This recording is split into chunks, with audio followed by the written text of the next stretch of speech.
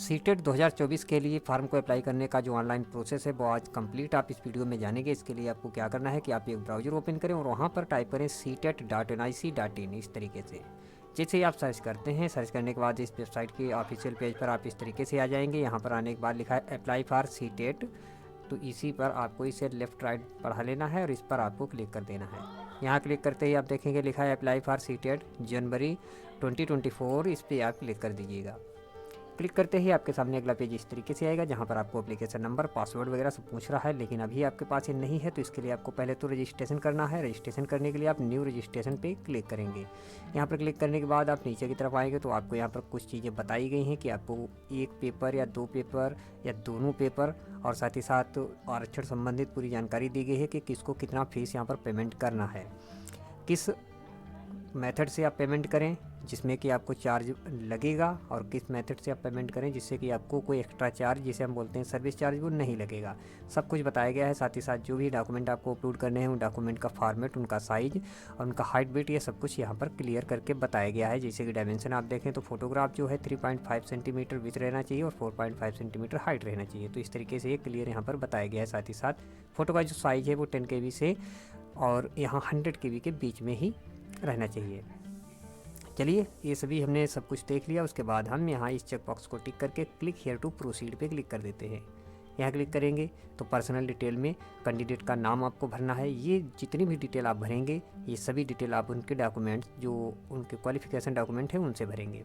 Candidate का नाम पूरा भरना है आपको, फादर्स नेम भरना है, मदर्स नेम भरना है, डेट ऑफ बर्थ यहाँ पर सेलेक्ट कर लेनी है, जेंडर यहाँ से सेलेक्ट करेंगे, आइडेंटिटी टाइप जैसे कि वोटर आईडी, पासपोर्ट या any other valid government ID with photograph. इसमें आप इस ऑप्शन को सेलेक्ट करके आप यहाँ पर आधार कार्ड लगा सकते हैं। ओके, राशन कार्ड भी आप लगा सकते हैं जिसमें कि आपका फ़ोटोग्राफ हो, बैंक पासबुक भी लगा सकते हैं। जो भी आपको सही लगे वो डॉक्यूमेंट यहाँ से आप चुनिएगा। डॉक्यूमेंट को सेलेक्ट करेंगे, चुनेंगे। उसके बाद आइडेंटिफिकेशन नंबर, अगर आपने यहाँ से any other valid government identity with photograph को सेलेक्ट किया तो उसके बाद आप यहाँ पर आधार कार्ड नंबर भी डाल सकते हैं या आप चाहें तो पैन कार्ड नंबर भी डाल सकते हैं, क्योंकि ये दोनों तरीके के डॉक्यूमेंट जो हैं ये एक ही बात है। कॉन्टैक्ट डिटेल में आएंगे, यहाँ पर लिखा है प्रीमिसेस नंबर या नेम। तो यहाँ पर आप अगर ग्रामीण क्षेत्र से हैं तो अपने मोहल्ले का नाम या अपने गांव का नाम डालेंगे। सब लोकलिटी ऑप्शनल है, इसे आप छोड़ सकते हैं। लोकलिटी में गांव का नाम डाल सकते हैं। कंट्री में आप इंडिया चुनेंगे, स्टेट अपना जो भी हो वो चुन लीजिएगा, डिस्ट्रिक्ट आपका जो भी हो वो चुन लीजिएगा, पिन कोड अपना डालेंगे। ईमेल एड्रेस आपको सही से डालना है, इसी पर आपका टोटल कम्युनिकेशन होगा जब तक कि आपका एग्ज़ाम, उसका रिजल्ट वगैरह सब डिक्लेयर नहीं हो जाता है तब तक के लिए। ईमेल एड्रेस आपको डालना है। कन्फर्म ईमेल एड्रेस में सेम टू सेम वही ईमेल एड्रेस आपको कन्फर्म में भी डालना है। मोबाइल नंबर की बात करें तो यहाँ पर आपको मोबाइल नंबर भर देना है। कन्फर्म मोबाइल नंबर में भी वही मोबाइल नंबर आपको रिपीट कर देना है। अगर आप STD वगैरह कुछ चलाते हैं तो वो आप लास्ट वाले यहाँ पर इस बॉक्स में भरेंगे। अगर नहीं चलाते हैं तो इसे छेड़ देंगे। आपका परमानेंट एड्रेस और जो आपने ऊपर एड्रेस भरा है अगर दोनों सेम हैं तो आप इस चेक बॉक्स को टिक कर देंगे। अगर आप जो ऊपर एड्रेस भरा है और जो परमानेंट आपका एड्रेस है वो अलग अलग हैं तो परमानेंट एड्रेस आप यहाँ पर भरेंगे। मेरे केस में क्या है कि दोनों सेम हैं तो इस चेक बॉक्स को हम टिक कर देंगे। टिक करने के बाद नीचे बढ़ेंगे, यहाँ पर लिखा है चूज पासवर्ड। पासवर्ड यहाँ पर हमें एक बनाना होगा। तो पासवर्ड बनाने का जो प्रोसेस है या मेथड है वो मैं आपको एक बार बता देता हूँ। यहाँ पर पासवर्ड जैसे कि यहाँ पर आप देखिए लिखा है PASSWORD, ठीक है। तो पासवर्ड में अगर आप ध्यान से देखें तो इसमें कितने अक्षर यहाँ पर दिए गए हैं, 1 2 3 4 5 6 7 8 यहाँ पर वर्ड दिए गए हैं। अब इनमें भी पहला जो है P, ठीक है, वो कैपिटल है, बाकी सभी स्मॉल हैं। तो आपको पासवर्ड इस तरीके से बनाना है जिसमें कम से कम एक कैपिटल लेटर हो और कम से कम एक स्मॉल लेटर हो, कम से कम एक सिंबल हो और कम से कम एक न्यूमेरिक हो। बन जाए तो उसी पासवर्ड को आप कन्फर्म पासवर्ड में फिर से रिपीट कर देंगे। रिपीट करेंगे, उसके बाद लिखा है सिक्योरिटी क्वेश्चन। अब ये क्वेश्चन आपको इसलिए यहाँ पर बताया गया है कि बाय द वे अगर आप अपना पासवर्ड भूल जाते हैं और इस पोर्टल पर आपको लॉगिन होने की ज़रूरत पड़ती है, कभी को अपना एडमिट कार्ड डाउनलोड करने के लिए, कभी को अपना रिजल्ट चेक करने के लिए या कुछ और काम करने के लिए आपको लॉगिन होना पड़ता है, तो उस कंडीशन में आप यहाँ पर पासवर्ड किस तरीके से रीसेट करेंगे अगर आप पासवर्ड भूल गए। इतना आप सब करेंगे। उसके बाद आप एक बार इस पूरी डिटेल को ऊपर से नीचे तक एक बार इसे वेरीफाई कर लेंगे कि कोई गलती तो नहीं आपने की। उसके बाद आप यहाँ पर सिंपल सा सबमिट पे क्लिक करेंगे। अगर सिक्योरिटी पिन आपको रॉन्ग बताए, मैच ना हो, तो आप इस बॉक्स जो है यहाँ पर आप ये देख रहे हैं रिफ्रेश का, इस रिफ्रेश पे आप क्लिक करके इस सिक्योरिटी पिन को चेंज करके दोबारा से डाल करके आप सबमिट पे क्लिक करेंगे। सबमिट पर क्लिक करते ही इस तरीके से देखें एक रिव्यू पेज आपको दिखेगा, इसे आपको क्लोज पे क्लिक कर देना है। ठीक है, अब यहाँ पर आपको ये सब डिटेल दिखाई गई हैं। इन डिटेल्स में आप यहाँ पर देखेंगे कि लिखा है particular checklist to be verified. इसमें आपको माय नेम पे क्लिक करना है। ठीक है, यहाँ पर बताया गया है कि ये इतनी चीज़ें आप एक बार चेक कर लें, इनको देख लें।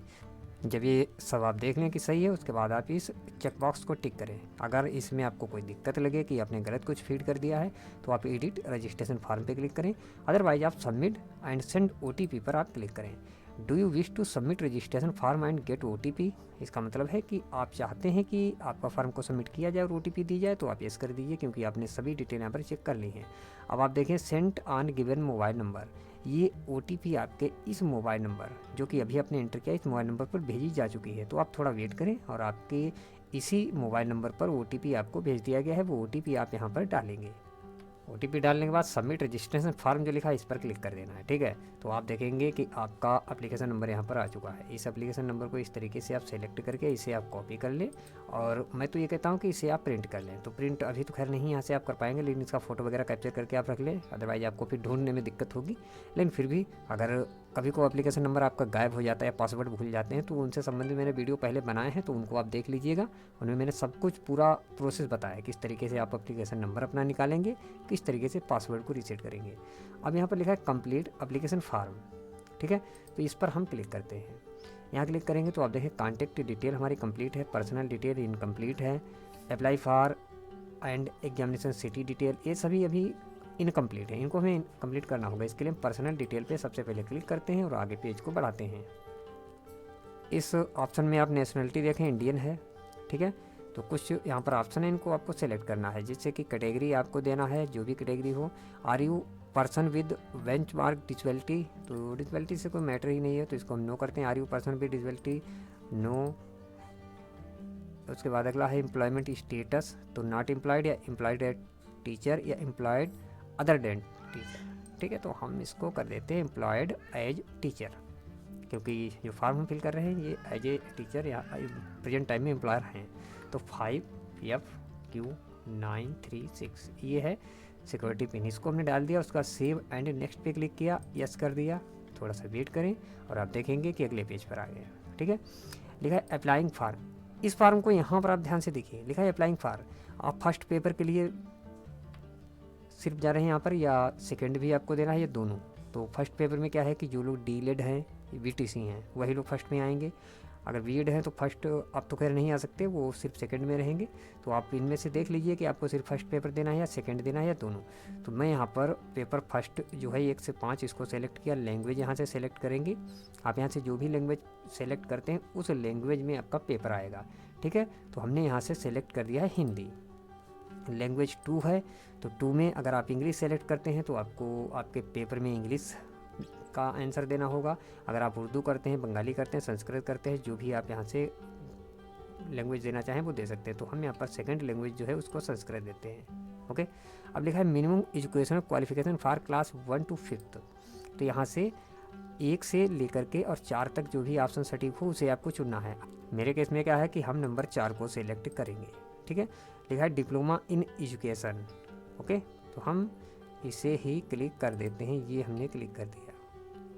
अगले पेज पर बढ़ते हैं आगे की तरफ। लिखा है एग्ज़ाम सिटी, तो यहाँ पर आपको 4 ऑप्शन दिए गए हैं। पहला, आप किस राज्य में एग्ज़ाम देना चाहते हैं। उत्तर प्रदेश में, उत्तर प्रदेश की किस सिटी में आप एग्ज़ाम देना चाहते हैं। तो पहली सिटी आप वही चुनें जहाँ पर आप चाहते हैं। ठीक है, बाकी ऑप्शनल हैं, आपको ऊपर नीचे थोड़ा बहुत हो सकता है, तो उस हिसाब से आपको भरना है। तो ये सिटी चुन लिया, उसके बाद सेकंड आप आएंगे तो फिर से उत्तर प्रदेश, दूसरी यहाँ पर चुन लेंगे। इस तरीके से आपको चारों एक एक करके सिटी चुन लेनी है। यहाँ पर सब सिटी हमने फिल कर दी। कैप्चा यहाँ पर जो सिक्योरिटी पिन दिया गया है कैप्चा भी भर दिया। उसके बाद सेव एंड नेक्स्ट पे क्लिक किया, यहाँ से सीधा हम यस कर देंगे। यहाँ पर आपको अपनी एजुकेशनल डिटेल देनी है जो आपने इस डिग्री से संबंधित है, जो आपने यहाँ पर फिल की है, जैसे कि डिप्लोमा इन एजुकेशन।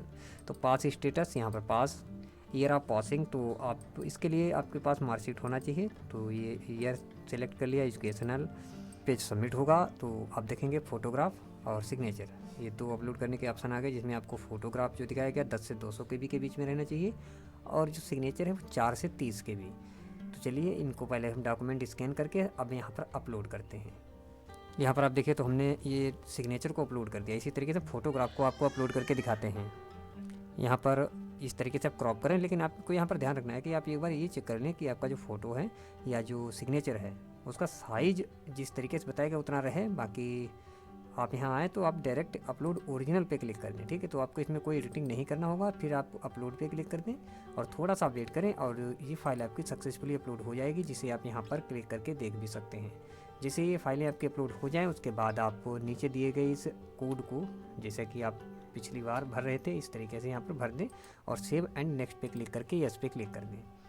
अब आपने यहाँ पर यस पे क्लिक किया तो एक बार फिर से बताया गया कि फाइनल सबमिट करने से पहले आप इस तरह से एक बार आप पूरा फॉर्म अपना चेक कर लें। तो यहाँ पर नाम, date of birth, gender, father name, mother name, category है, साथ ही साथ जो भी आपने अभी तक इसमें फॉर्म में फिल किया है, जैसे कि आपके एग्ज़ाम सेंटर, ये सभी चीज़ें आप एक बार देख लें। और फिर जो नीचे लिखा हुआ आप देख रहे हैं, लिखा है फाइनल सबमिशन ऑफ एप्लीकेशन, तो इस पर आप क्लिक कर दें। उसके बाद आप कर दें यस, ठीक है। थोड़ा सा वेट करें और आपका ये फॉर्म सक्सेसफुली कंप्लीट हो जाएगा।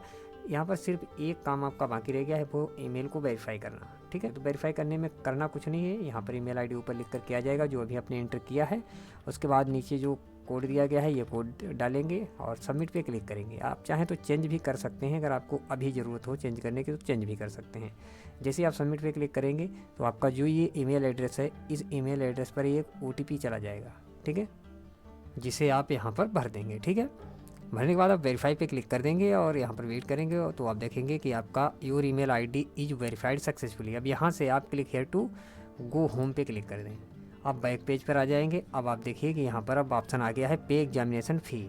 तो यहाँ पर अब हमें 1000 रुपये पेमेंट करना है। पेमेंट करने का प्रोसेस भी मैं बता देता हूँ। आप ऑनलाइन पेमेंट इस मोड को सेलेक्ट करें, प्रोसीड फॉर पेमेंट, उसके बाद आप ओके कर दें, थोड़ा सा वेट करें और आपके पास यहाँ पर मेथड आएंगे जिनमें कि आप एनी डेबिट, क्रेडिट या नेट बैंकिंग किसी से भी कर सकते हैं, ठीक है। तो प्रोसीड फॉर पेमेंट।